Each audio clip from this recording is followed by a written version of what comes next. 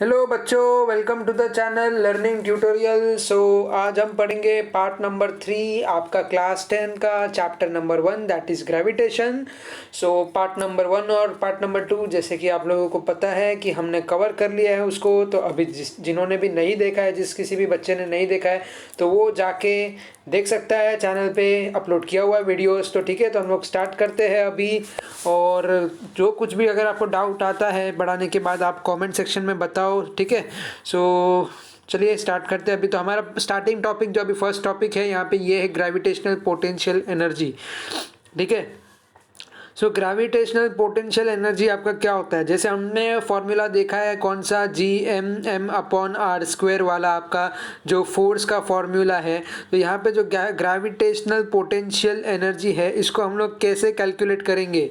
देखो एनर्जी का टर्म क्या होता है इतना आप समझ लो। एनर्जी का टर्म क्या होता है, देखो हमारा यूनिट क्या होता है एनर्जी का, kg मीटर स्क्वायर पर सेकंड स्क्वायर होता है।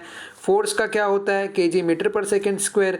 तो ये सिंपली जो है आपका F इंटू किससे मल्टीप्लाई होगा, F इंटू आर से मल्टीप्लाई होगा। आर आपका कुछ भी हो सकता है, रेडियस हो गया, हाइट हो गया, आपका डिस्टेंस हो गया, ठीक है।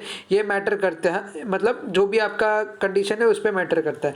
यानी सिंपली ये मीटर का कोई भी जो यूनिट होगा उससे मल्टीप्लाई हो जाएगा। इतनी बात आपको समझ में आ गई, ठीक है।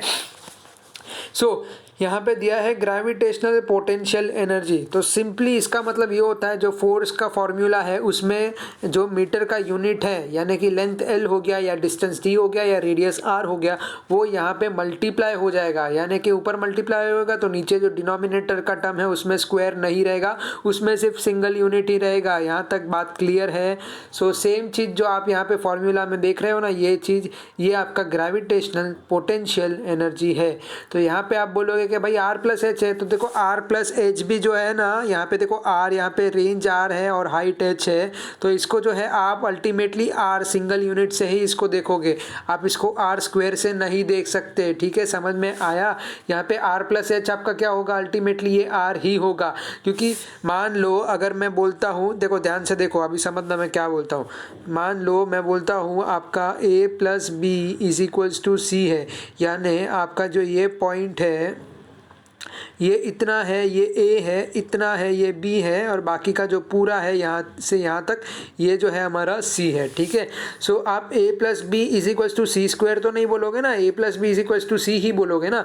वैसे ही यहाँ पे एक जो मान लो आपका बीच में पॉइंट है, एक आपका मतलब रेंज ले लो या जो भी आप बोलो, रेडियस बोलो, ठीक है। एक समझ लो पहले बात को, बाद में आपको जो है डिटेल में और भी बताता हूँ। तो ये R है, टोटल रेडियस, टोटल डिस्टेंस हमारा R है, R से डिनोट करते हैं। ये जो हाफ पॉइंट है ना बीच में, ये R है, और ये पार्ट जो है ये H है। तो इन दोनों को ऐड करेंगे तभी R मिलेगा, बल्कि R स्क्वायर नहीं मिलेगा। समझ में आया। वैसे ही यहाँ पे R प्लस एच का जो यूनिट है उसका जो अल्टीमेटली ऐसा यूनिट है यहाँ पे, वो कौन सा है, मीटर है।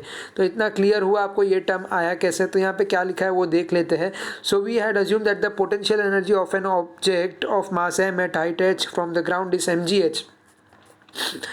आपका जो है देखो मास एक टर्म हो गया, हाइट एक टर्म हो गया यहाँ पे, ठीक है। अगर आप ग्राउंड से देखोगे तो क्या हो जाएगा, mgh हो जाएगा, बराबर।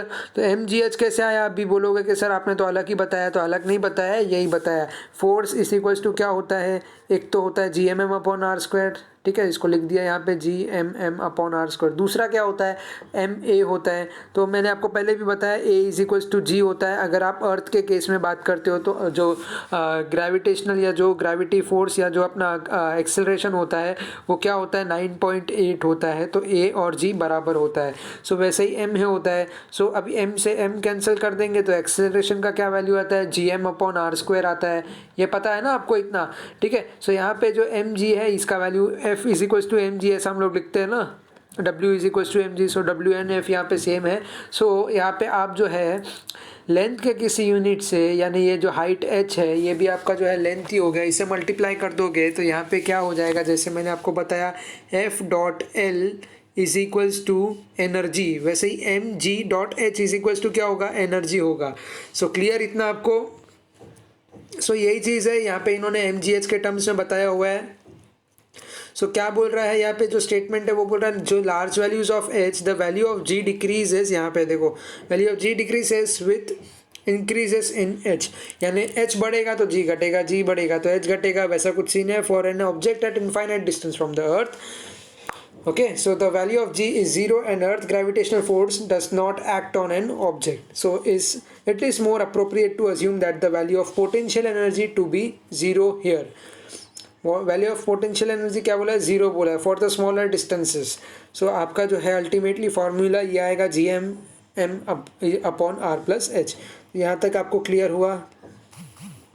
अभी एस्केप वेलोसिटी क्या होता है, एस्केप वेलोसिटी जो है हमारा, अगर हम देखें यहाँ पे ये फॉर्मूला आपका कौन सा, V square is equal to U square plus 2as वाला. सो फाइनल वेलोसिटी अगर जीरो दिया है आपका तो एक्सीलरेशन किसके बराबर हो जाएगा, एक्सीलरेशन जो है आपका माइनस जी के बराबर हो जाएगा यहाँ पे. सो कैसे लिख सकते हो आप, v is equal to U square plus 2as आपका फॉर्मूला था, v को हमने डाल दिया जीरो. सो अभी आपको क्या निकालना है, s का वैल्यू निकालना है. s का वैल्यू निकालोगे तो यहाँ पे माइनस यू स्क्वायर आ जाएगा, u को आप शिफ्ट कर दो यहाँ पे, ठीक है, minus you square upon 2g या 2a बोल सकते हम लोग, बराबर. सो एस्केप वेलोसिटी हमने यहाँ से जो है कैलकुलेट कैसे करना वो समझ में आ गया. सो ये आपको जो है उसके बाद ये सारी चीज़ें ये रीड करनी है आपको. An object going vertically upward from the surface of earth having an initial velocity equal to the escape velocity. जो इनिशियल वेलोसिटी होता है वही आपका जो है एस्केप वेलोसिटी के बराबर होता है. Escapes the gravitational force of the earth, the force of gravity being inversely proportional to the square of distance between zero only at infinite distance from the earth. बस इतना ही स्टेटमेंट आप याद कर लो, इतना ही ठीक है, इतना ही बराबर है. बाकी आपको ये प्रूफ आना चाहिए. अगर आपको एस्केप वेलोसिटी बोला तो आपने अगर इतना सॉल्व कर लिया तो एग्जामिनर को पता चल जाएगा कि आपको कॉन्सेप्ट पता है. उसके बाद में आपको खाली जो है आप खुद के सेंटेंस को भी फ्रेम करके यहाँ पे लिख सकते हो. और इस 2-3 लाइन का जो है डेफिनेशन जैसे कि मैंने आपको बताया यहाँ से लेके यहाँ तक आप याद कर लेते हो तो भी बहुत हो गया ये, क्योंकि इसमें आपके मेन टर्म्स आ जाते हैं. आपको क्या क्या दिया है यहाँ पे बोला है, अगर आप ऑब्जेक्ट को वर्टिकली ऊपर की तरफ फेंकते हो जो कि सरफेस ऑफ अर्थ से दूर जा रहा है, so having an initial velocity equal to the escape velocity. Escape velocity यानी वो हो गया कि जो वेलोसिटी जो है आपका अर्थ सरफेस से दूर जा रहा है. एस्केप द ग्रेविटेशनल फोर्स, ठीक है. सो ये क्या कर रहा है, ग्रेविटेशनल फोर्स से दूर जा रहा है आपका ऑफ द अर्थ.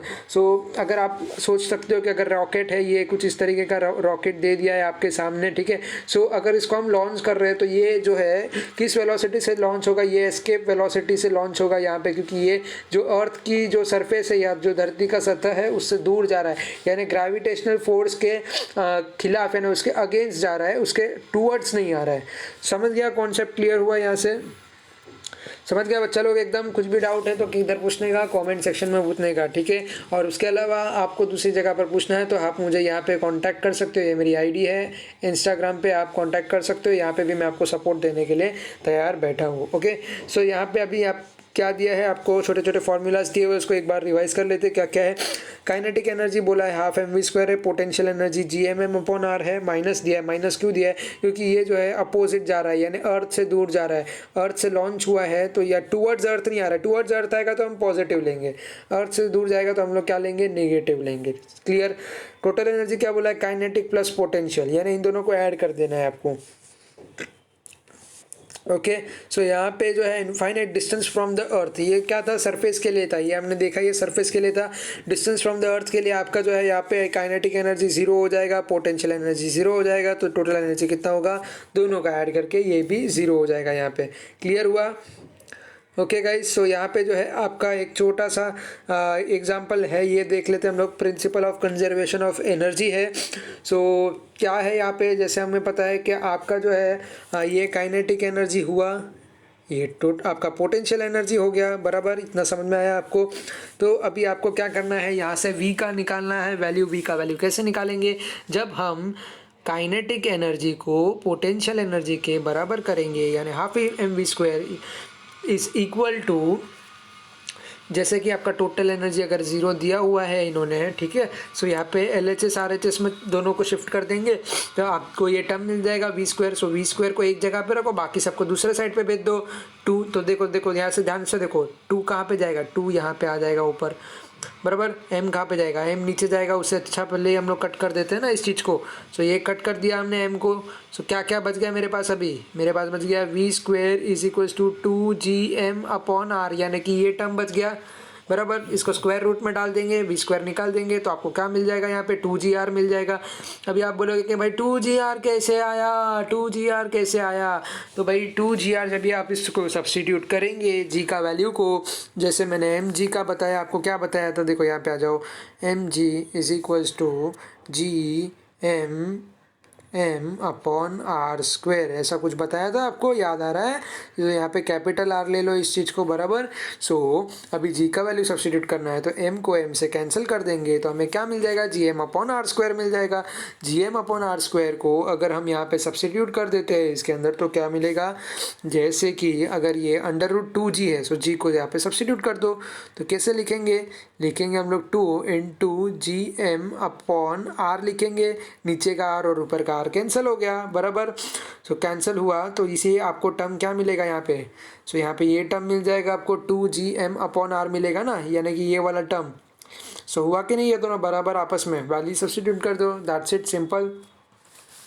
एक एग्जांपल है छोटा है, फटाफट से देखते क्या पूछा है। कैलकुलेट एस्केप वेलोसिटी, बहुत आसान, आपको एस्केप वेलोसिटी पूछा है। सो कैसे कैलकुलेट करेंगे, v² is equals to u² plus 2as, उससे कैलकुलेट कर सकते हैं। पहले कंटेंट देखते क्या क्या दिया है आपको। बोल रहा है surface of earth of the moon given the mass and radius of the moon be, यानी कि 7.34 और 1.74 दिया है आपको। मास दिया है मून का और क्या बोला है आपको, and radius of the moon दे दिया है आपको। मास ऑफ द मून दिया है और रेडियस दिया हुआ है आपको, ठीक है, ये दो कंटेंट दिया है आपको। अभी यहाँ पे आपके पास मास का तो कोई कॉन्सेप्ट ही नहीं है, तो ये अप्लाई होने ही नहीं वाला आपका v² is u² plus 2s। तो अभी एस्केप वेलोसिटी के लिए आपको क्या निकालना पड़ेगा, अभी मेरे पास जैसे कि मास दिया हुआ है तो इससे हम लोग क्या यूज़ कर सकते हैं, एस्केप वेलोसिटी के लिए ये वाला फॉर्मूला यूज़ कर सकते हैं ना, जो अभी डिराइव किया है।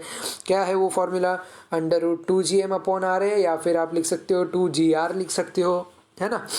सो 2gm/r लिखेंगे तो 2 को मल्टीप्लाई कर देंगे हमारे ग्रेविटेशनल कांस्टेंट से, जो कि 6.67 है, और हमारे पास रेडियस दिया हुआ है, ये क्वेश्चन में दिया ना, रेडियस 7.74, सब्स्टिट्यूट कर देंगे। यहाँ पे हमको क्या दिया है, मास ऑफ अर्थ दिया है ना, या कौन सा है, mass and the radius of moon, sorry moon दिया है, तो वो डाल दो 7.34, तो आ जाएगा आंसर आपको, एज सिंपल एज दैट।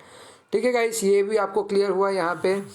सो यहाँ पे वेटलेसनेस इन स्पेस का है, क्योंकि यहाँ पे आपका जो है ग्रेविटी जीरो होता है, तो उसके लिए आप जो है पूरा यहाँ पर रीड कर सकते हो, और यहाँ पे हो जाता है आपका चैप्टर ख़त्म। यहाँ पे जो है आपके एक्सरसाइजेस है, अगर आप चाहते हो कि ये एक्सरसाइजेस को मैं सॉल्व करूँ तो आपके और से एक स्पेशल रिक्वेस्ट आना चाहिए, तो मैं वो भी आपको पूरा सॉल्व करके दूंगा मस्त एकदम। सो कोई टेंशन वाली बात नहीं है, आप मुझे कॉमेंट करके बताओ आपको वीडियो कैसा लगा। आपको कोई डाउट है तो पूछ सकते हो कॉमेंट में। तो मिलता हूँ नेक्स्ट वीडियो में, so take care, thank you, bye bye.